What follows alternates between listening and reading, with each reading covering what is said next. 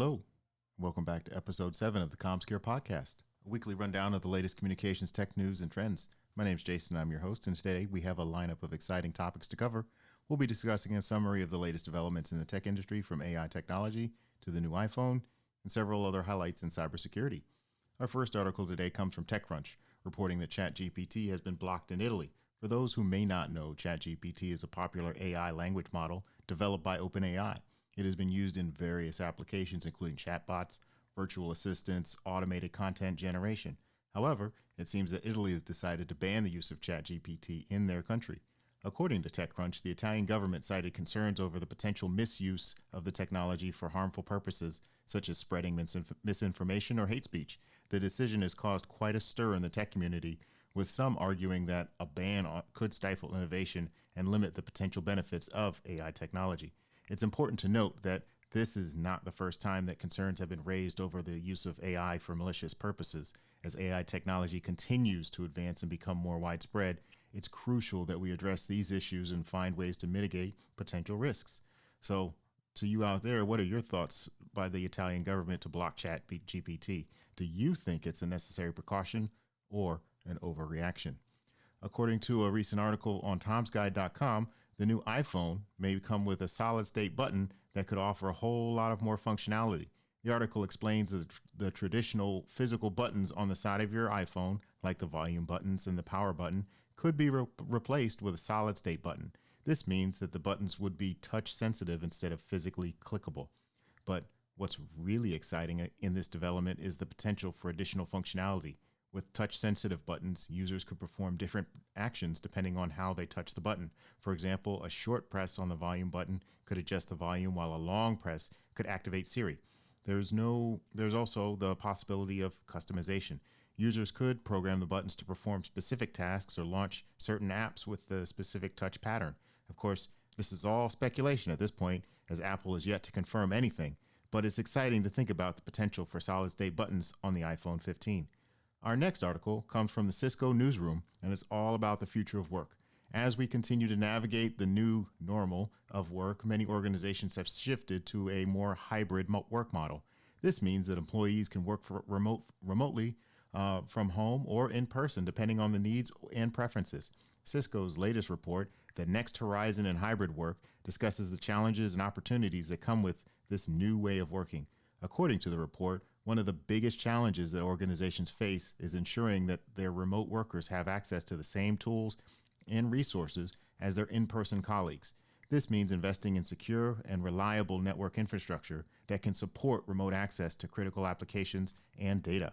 Another challenge that organizations face is maintaining a sense of community and collaboration among their employees. With remote workers scattered across different locations, it can be difficult to foster a sense of teamwork and camaraderie. To address this, Cisco recommends using collaboration tools like WebEx and Jabber to facilitate virtual meetings and chats. The report also highlights the importance of prioritizing cybersecurity in a hybrid work environment. With more employees working remotely, organizations need to ensure that their networks and devices are secure and protected from cyber threats. In terms of opportunities, Cisco sees hybrid work as a way for organizations to attract and retain top talent. By offering flexible work arrangements, organizations can provide a better work-life balance for their employees and ultimately improve job satisfaction and retention rates.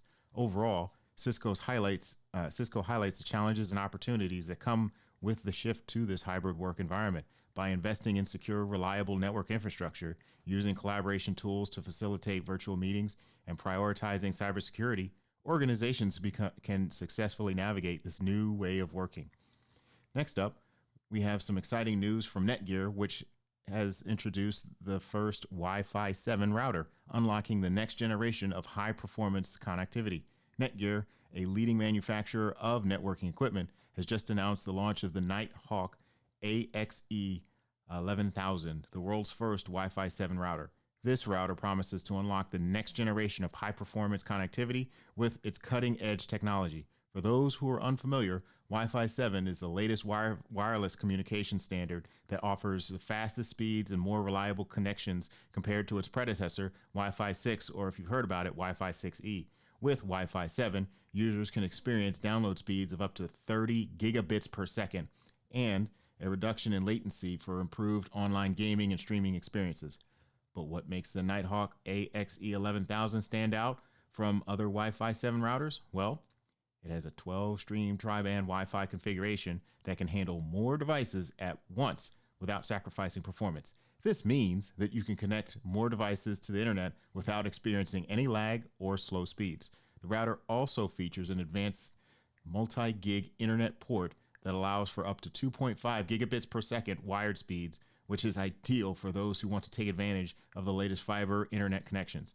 The Nighthawk AXE11000 also comes with built-in security features to keep your devices and network safe from potential cyber threats. Of course, the Nighthawk AXE is not for everyone. It's designed for power users and enthusiasts who want the latest and greatest technology.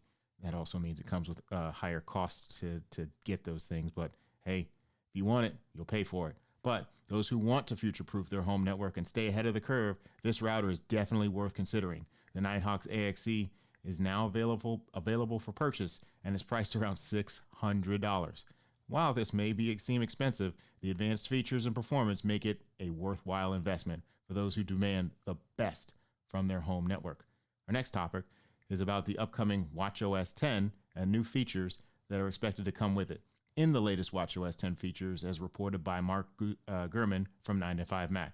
So if you're a fan of Apple Watches, you're in for a treat. According to Gurman's report, the new WatchOS 10 is expected to bring a whole host of new features to your wrist. Let's dive into some of these exciting updates, shall we? First, the new WatchOS will have a redesigned control center that'll make it easier to access frequently used features. Users will be able to customize the layout and choose which options to display.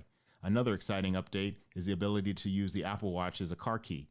This feature will enable users to unlock and start their cars with the Apple Watch without the need for a physical key or even their iPhone. Currently, this feature is limited to a few car models, but we can expect to expand it in the future. Next, the new WatchOS will have a focus mode that will help users limit distractions during work hours or other important times. Users will be able to set up custom focus modes and choose which notifications to receive, allowing for better productivity and focus.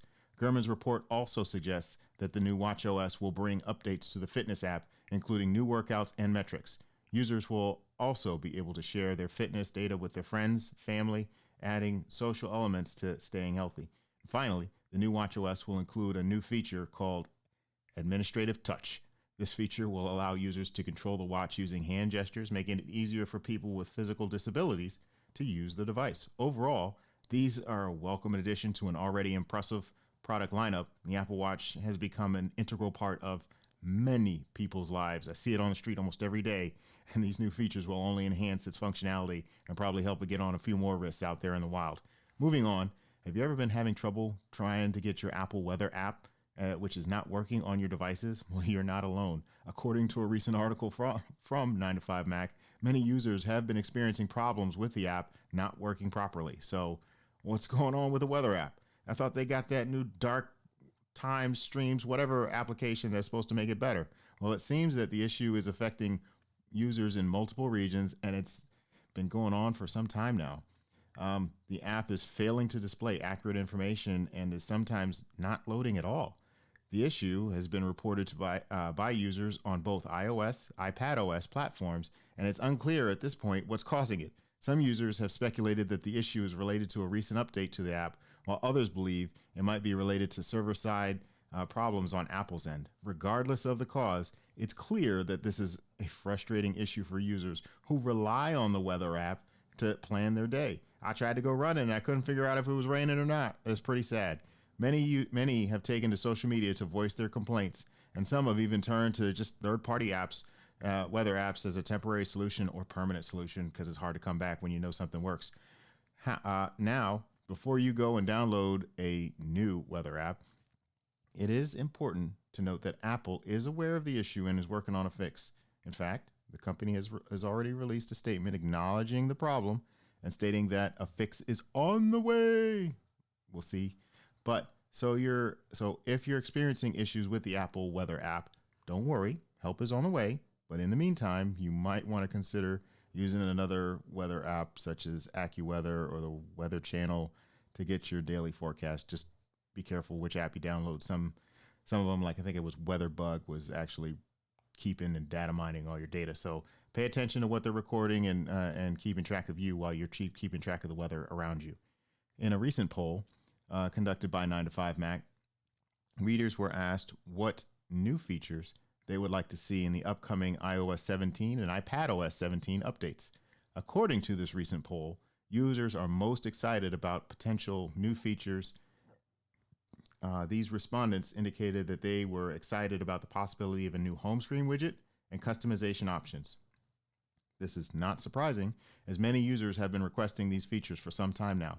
The current version of iOS and iPadOS does not allow for some widget customization, but users have been looking for more options and flexibility. Another popular feature that users are looking forward to is the improved multitasking capabilities. Many users frequently use multiple apps simultaneously, and the current version of iPadOS and iOS can be a bit limiting in this regard. Apple has not yet released any official information about the new features in iOS 17 and iPadOS 17, but based on this poll, it's clear that users are looking for more customization options and multitasking capabilities, just like Android, which is why many people don't want to switch from Android to Apple. Finally, in the world of Apple, for all the car enthusiasts out there, 9 to 5 Mac has also reported that several GM vehicles now support CarPlay. GM recently revealed that the upcoming electric vehicle, the EV600, will feature wireless CarPlay support. For those who may not know, CarPlay is Apple's in-car software that allows drivers to use their iPhone while on the road. Users can access features such as maps, music, and phone calls throughout their car's dashboard display. Android has a similar feature, so they both got something.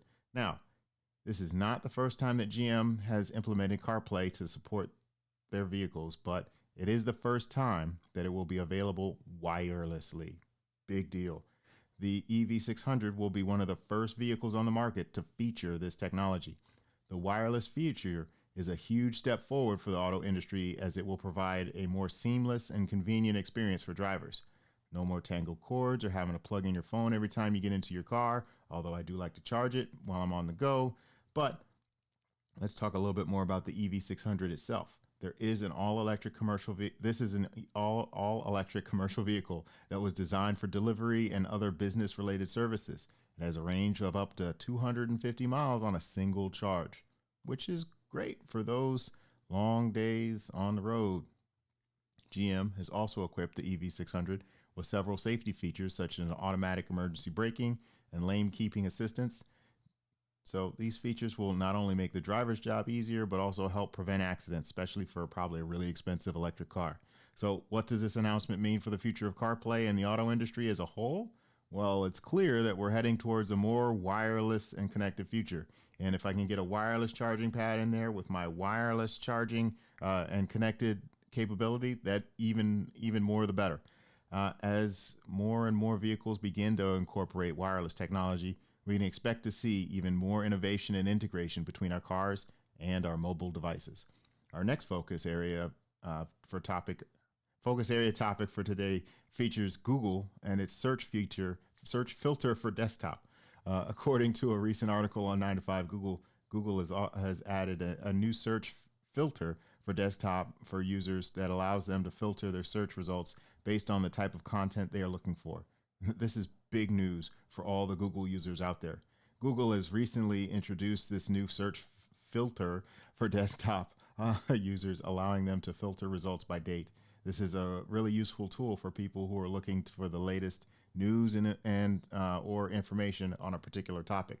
When you search for something on Google, you'll see a new filter option on the sidebar that allows you to sort the results by date. You can select a range of dates or choose a specific date to see only the most recent search results.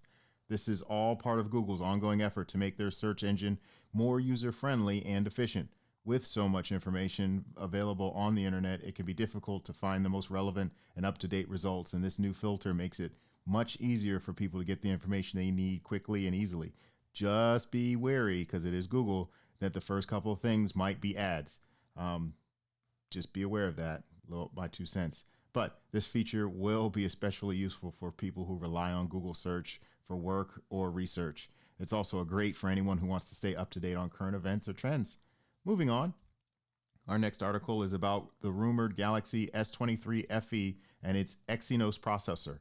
Samsung has been known for releasing their mid-range versions of their flagship phones, which is the Galaxy S20 FE, the Galaxy S21 FE, and now rumors suggest that the South Korean tech giant is already working on a successor to the Galaxy S23 FE. According to 9 to 5 Google, the Galaxy S23 FE will reportedly be powered by an Exynos chip, which is a departure from their Snapdragon processors found in the US versions of the S21 and S21 FE. This is because Samsung is said to be developing their own chipset, which will be used in future devices, including the rumored Galaxy Z Fold 4. The Exynos chip is also said to be more powerful than the Snapdragon chip and will offer better graphics and faster processor speeds. This could make the Galaxy S23 FE a top contender in that mid-range phone market. In addition to the new chip, the Galaxy S23 FE is expected to feature a 6.5-inch FHD Plus AMOLED display with 120 Hz refresh rate, a triple camera setup, and a 4800 mega amp battery. Of course, these are just rumors at this point, and Samsung is yet to confirm or deny any of these details. But if the rumors are true, we can expect the Galaxy S23 FE to be released in the fall of 2023, possibly around September.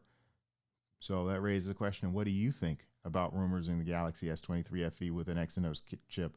Do you think it's a game changer for the mid-range phone market? Maybe. We'll see.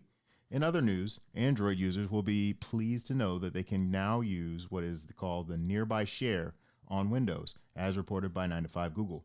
Recently, Google announced that a new feature for its Nearby Share service, and it's time for Windows users to get that as well. For those of you who may not be familiar with it, Nearby Share is a feature that allows you to share files and links wirelessly between Android devices, and now it's available with Windows too. This feature has been available on Android devices to device since last year, and it's been proven to be quite popular among Android users, although it's very similar to what Apple's been doing for a little while now. A little bit back up as far as Android copying Apple, but I'm going to tell you, there's a lot of features that have been in Android for years, so this is, you get one compared to like 50. But hey, with the new update, Nearby Share can now be used to transfer files between Android and Windows devices seamlessly. This new feature allows you to share files and links between your Android devices and Windows PC without having to use cables or other third-party apps. With Nearby Share, you can share photos, videos, documents, and even web pages instantly. And the best part is you don't need an internet connection to use it, so it's kind of like Bluetooth, I guess. The process of using Nearby Share on Windows is pretty straightforward. All you have to do is turn on Nearby Share on your Android device and make sure your PC is set up to receive files via Bluetooth, like I just said. Once you've done that, you can start sharing files between your devices. This is just a great addition for those who use both Android and Windows devices regularly, although it's kind of odd to see you using Android and Mac, so I don't know what else the article kind of expected. But anyone who does, I can attest to it as being pretty much a hassle to transfer files between the two. So having a seamless, easy-to-use tool like Nearby Share is definitely a game changer. Last but not least, in the world of Android and Google has just announced their new Tensor SoC, which is set to revolutionize the world of artificial intelligence. What we've identified is that what you need to know about this new Tensor chip and what it kind of means for AI and the future of it.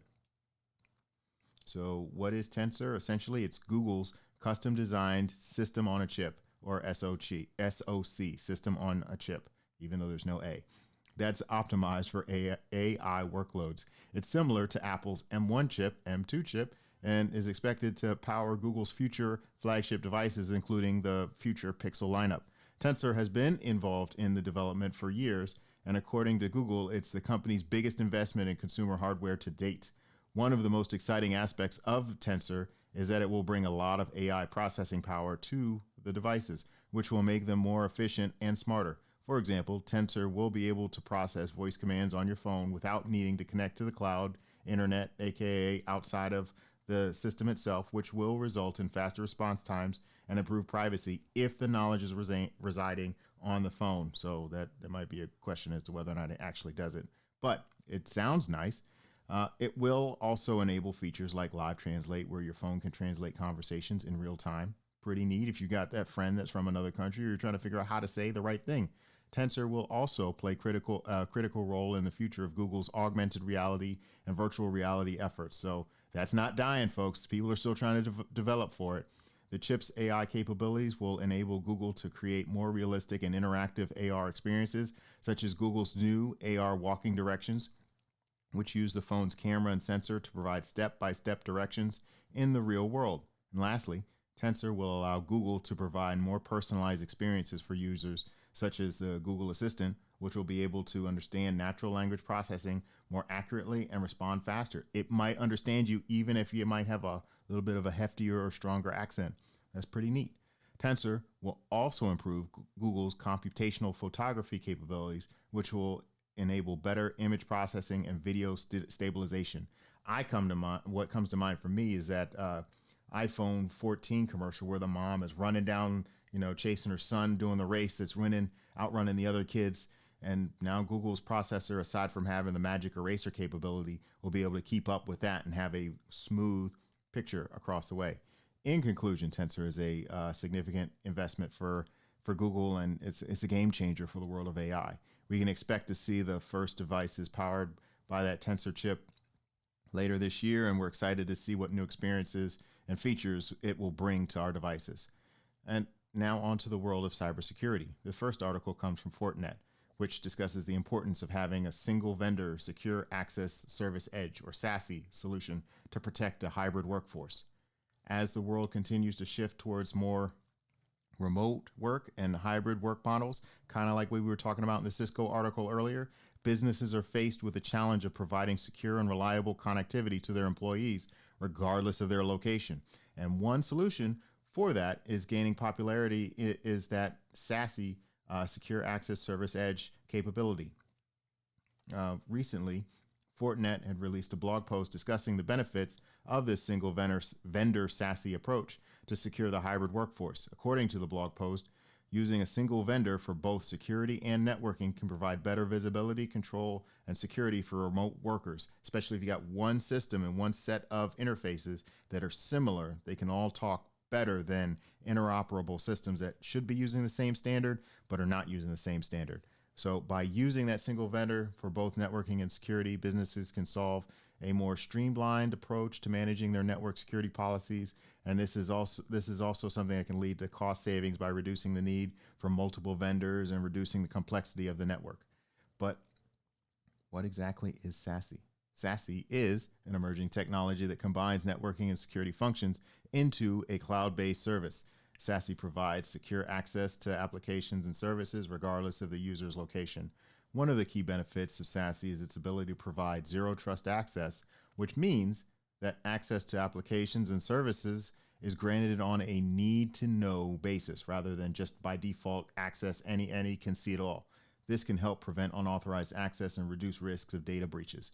In addition to zero trust access, SASE also provides other security features such as secure web gateway, firewall, and cloud access security brokers, or CASB, functionalities. These features work together to provide a comprehensive security solution for remote workers. Overall, a single vendor SASE approach can just provide businesses with a more streamlined and secure solution for managing their remote workforce. As the world continues to shift towards that remote work, it's important for businesses to stay up to date on the latest technology and solutions to ensure their employees can work safely and securely from anywhere. Hey, just like we were talking about in the other article.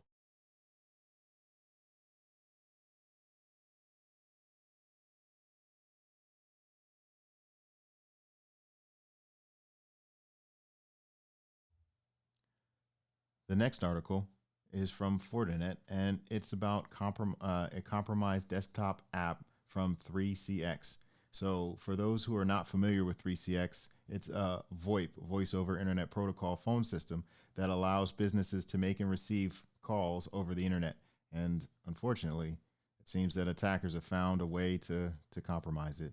According to the blog post by Fortinet, the attackers used a method called DLL sideloading, which is a technique that involves tricking a legitimate program into loading a malicious DLL, a dynamic linked library, DLL. In this case, the attackers used the malicious DLL disguised as a legitimate one to gain access to the victim's computer. Now, this is a serious concern because Once the attackers have access to the victim's computer, they can potentially steal sensitive information, install other malware, and even take control of the computer itself. The good news is that 3CX has released a patch to fix this vulnerability, so if you are using 3CX, make sure to update your software as soon as possible. The patch is out there. Do it. And as always, it's important to have proper cybersecurity measures in place, such as firewalls, antivirus protection, or software, applying regular updates and protecting yourself and your business from these kind of attacks. So just be proactive. Next from Fortinet, we learn about MooBot, a botnet that targets vulnerabilities in Cacti and Realtek devices. MooBot has struck again, and this time targeting vulnerabilities. As many may or may not already know, MooBot is a notorious botnet known for conducting distributed denial of service, or DDoS, attacks and spreading the malware. And now it has resurfaced with new tactics to infect vulnerable systems. According to Fortinet's latest blog post, MooBot is using a new technique to target devices running Cacti and Realtek software. These devices are often used by IT pros for network monitoring and management. The attackers are exploiting two vulnerabilities in Cacti and Realtek to take control of the devices and add them to their botnet. Once infected, the devices can be used to launch DDoS attacks and steal sensitive information.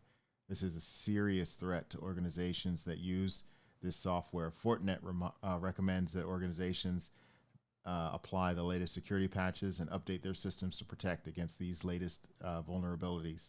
That's not all. MooBot is also known for constantly evolving, and attackers are finding more and more ways to infect your system. So it's just another reason to show how critical organizations need to remain vigilant and proactive in keeping their systems up to date with these latest security patches. Lastly, from Fortinet, we have an article about wiper malware. This is some serious stuff, folks, so let's get into it. FortiGuard Labs team recently discovered a new malware strain called Wiper. That's it, Wiper. The name alone should give you an idea of how bad it is. This malware is designed to cause as much destruction as possible to the organization's data and network. It's not your typical ransomware that just encrypts your data and demands payment. It just straight up wipes your data. So this was known out there. There's somebody that just took the name for themselves as I've got Wiper malware. So now what makes it unique is that it's designed to attack multiple operating systems to include Windows, Linux, and Mac OS. And it's just not a one-trick pony. So that's what makes it a significant threat, more so than previous malware strains that only focused on one particular operating system. According to Fortinet's blog post, Wiper targets 3 different ways to infiltrate the system. That's email, web browsing, and remote access protocols. What's more concerning is that Wiper can remain dormant in a system for months before it becomes active, making it difficult to detect. Now, it's not entirely clear who's behind this malware. Fortinet researchers speculate that it's likely a state-sponsored actor or a criminal or a significant criminal organization that's looking to cause a disruption for financial gain. Either way, the motive behind the malware is clear, and that's to create chaos and destruction. This is yet another reminder to cybersecurity pros that they should be on top of, as much as they can, all of their capabilities as a priority for their organization. So if you are an IT manager and all these things we've listed, or a security pro, make sure that you're taking the steps to protect your organization and from these types of threats. And if you're not sure where to start, contact pretty much any reputable security vendor like Fortinet, Sophos, Cisco. Anybody's willing to help you secure your systems. Next, in cybersecurity, we got an article from the Barracuda blog, which highlights the increasing threat of repeat ransomware attacks. Ransomware attacks, nothing new, kind of sort of alluded to in the previous article, but what happens when they strike again and again and again? Recently, Barracuda Networks released their blog post detailing the rise of repeat ransomware attacks. According to their research, 1 in 4 organizations that paid a ransom in 2020 was targeted again. This is alarming, as it suggests that these organizations are not properly securing their systems even after they've experienced a ransomware attack. This raises an important question. Why are your organizations not taking necessary steps to protect their systems from future attacks? One possible explanation could be that the organizations do not want to invest. Put that money to work. in the necessary security measures or do not have the expertise to do so. This is where managed security service providers and systems come in. They can help organizations protect their systems from ransomware attacks and other cybersecurity threats. Pay somebody else to do it if you're small or you don't know what to do. Again, I was talking about Sophos and Cisco or anybody. They've got folks that you can pay to help support you. But another explanation could be that the organizations do not understand the severity of ransomware attacks and believe that paying the ransom is the quickest and easiest solution. However, paying the ransom only encourages criminals to continue their attacks and may not even result in the decryption of your stolen data. They just might give you crappy information, so you don't even know. So what can an organization do to protect themselves against these attacks? First and foremost, they need to implement a robust cybersecurity plan that includes backups, network segmentation, and most importantly, employee training. Those regular backups can help the organizations quickly recover from the attack without having to pay the ransom. Network segmentation can limit the spread of the ransomware depending on what ports and protocols you got open to other parts of the network. And the employee training can help prevent attacks from happening in the first place by teaching your employees how to identify and avoid phishing emails and other social engineering tactics. Repeat ransomware attacks are a serious issue, and organizations need to address them by implementing these robust cybersecurity plans and working with managed teams and organizations, as well as implementing as much training as possible so that you can protect your sensitive data. In other news, Apple has released patches that fix a zero-day vulnerability in iOS 15. Apple recently released an update that fixes several security vulnerabilities, including a zero-day flaw that could allow attackers to execute malicious code remotely. A zero-day vulnerability was discovered by a security researcher who reported it to Apple. The company then released a patch to fix the issues and protect iOS 15 users from the potential attacks. For those who don't know, a zero-day vulnerability is a security flaw in a software or hardware that is known to the vendor or manufacturer. This means that there is no patch or fix available, making it a prime target for attackers to exploit. And a zero-day vulnerability can be used to gain unauthorized access to a system, steal sensitive information, install malware or ransomware, and even take control of the affected device. Definitely something to be worried about.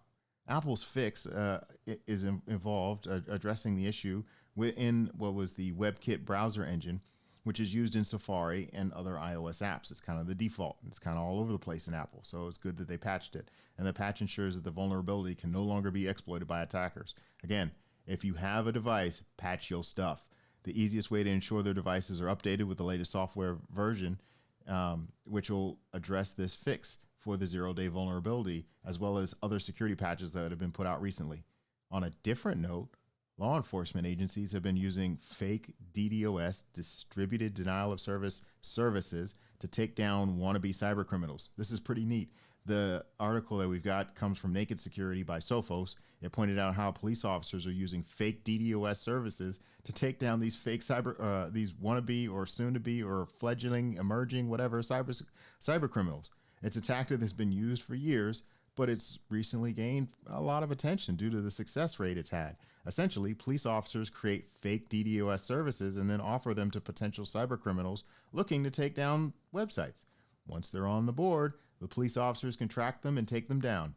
Now, some people have criticized this tactic, saying that it's not ethical for police officers to create fake DDoS services, but others argue it's a necessary tactic in the fight against cybercrime. Hey, I'm just putting it out there. The cops are just putting it out there. If you want to bite, you bite. That's on you. So I don't fault them for it. Lastly, we have a blog from SonicWall on the importance of cybersecurity in preventing disasters from being online. This is kind of an interesting article from SonicWall, from the SonicWall blog, titled "Cybersecurity: Preventing Disaster from Being Online." Pretty simple. In this article, SonicWall discusses the importance of cybersecurity in preventing disasters and the step organizations can take to protect themselves. With the increasing number of cyber attacks, like we already mentioned here, it's becoming more important than ever for businesses to prioritize these cybersecurity measures. And one of the main points of the article is that cybersecurity is not just about technology, but about the people and the processes. And it's important for organizations to have a comprehensive cybersecurity strategy, as we mentioned before, again, training your employees, implementing passwords and regular backups, people, of your data.